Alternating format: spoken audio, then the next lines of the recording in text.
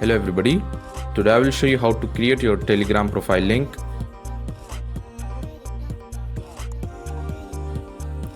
Open Telegram. Go to the settings.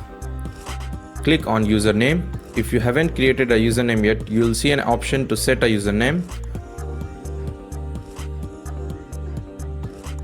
Tap on set username. Create username. Enter the username you want to use.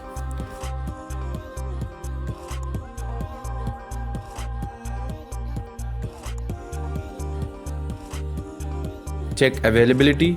If the username is available, it will indicate that it's available.